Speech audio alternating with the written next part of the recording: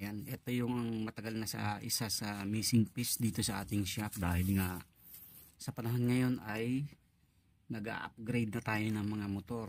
Ayan, lalo na yung mga FI na motor. Ayan. So, ayan na.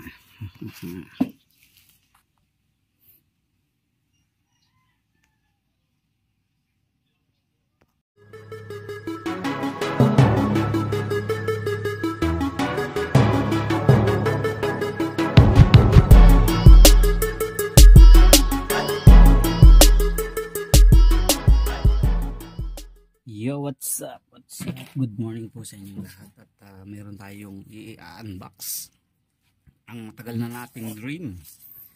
Ayan, ito yung matagal na isa sa missing piece dito sa ating shop dahil nga sa panahon ngayon ay nag-upgrade na tayo ng mga motor.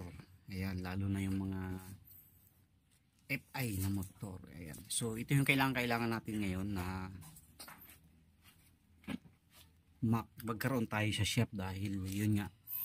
So upgraded na ang mga motor natin, although may mga carburetor pa rin naman, pero sa ngayon mas marami na yung mga nagpapagawa sa atin ng FI na motor. So kaya naman nag-order na tayo ng bagong OBD2 scanner. So ayan, so kakarating lang ito kahapon, hindi ko na binuksan kasi busy tayo. So nag-order tayo ng OBD2 scanner sa FX Tool.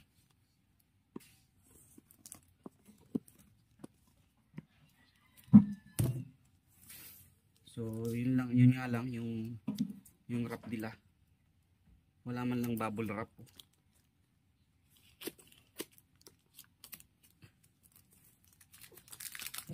Tinipid ang bubble wrap.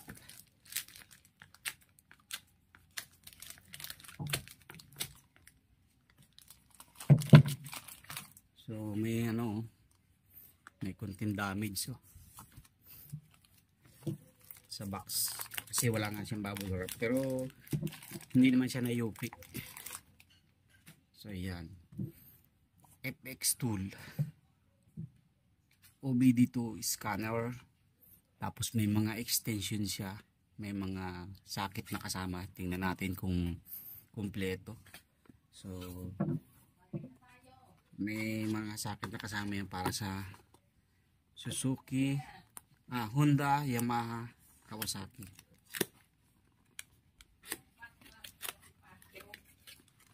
Okay.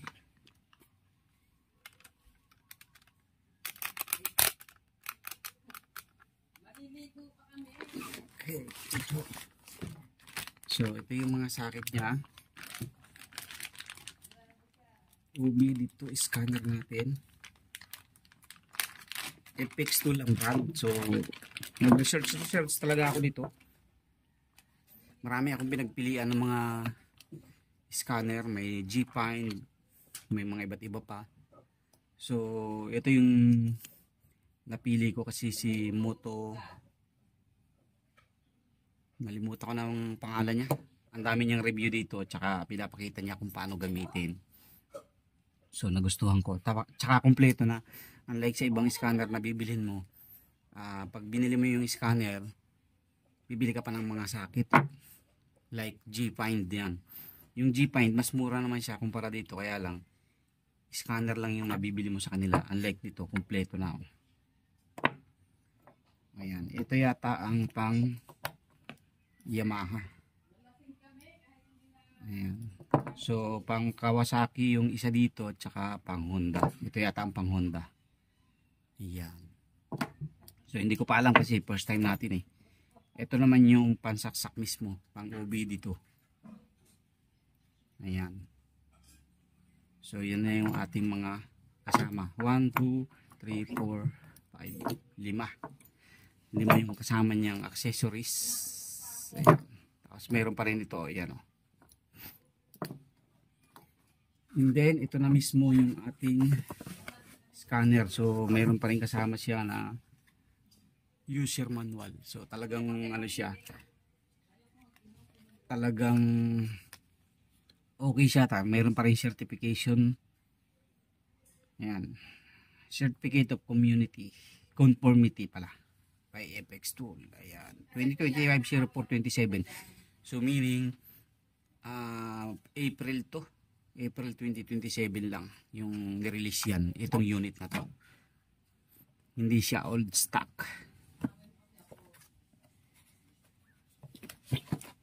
Tapos ito na. Ayan. Yung ating unit. Wow. First time natin. First time. Ayan. Ito na mga kaduit. Yung ating OBD2 scanner. Ayan. So hindi pa natin makapagana to. Kailangan isaksak sa charger. Ito kasi gagana lang siya once na i-connect mo sa motor. Pero pwede mo siyang paganahin using Type C. Ay, hindi pala siya Type C. Ano to? Yung normal na USB lang, yung pang Android USB. Ayan to. So ito na mga kaduit. Ang ating OBD2 scanner. Yan, by FX Tool. Ow! Ayos, kompleto na ating mga gamit. Ang next ko pang gustong bilhin mga kaduit ay yung pang FI cleaning. Ayan, yung tester, FI cleaning tester. Ayan. So yun lang. Ito na lahat mga kaduit, yung ating FX Tool. Abangan nyo na lang yung ating review dito sa susunod na pag may time tayo kasi may lakad tayo ngayon. So susubukan natin dun sa Inmax natin. Okay, thank you very much. God bless po sa inyong lahat. Ayan na.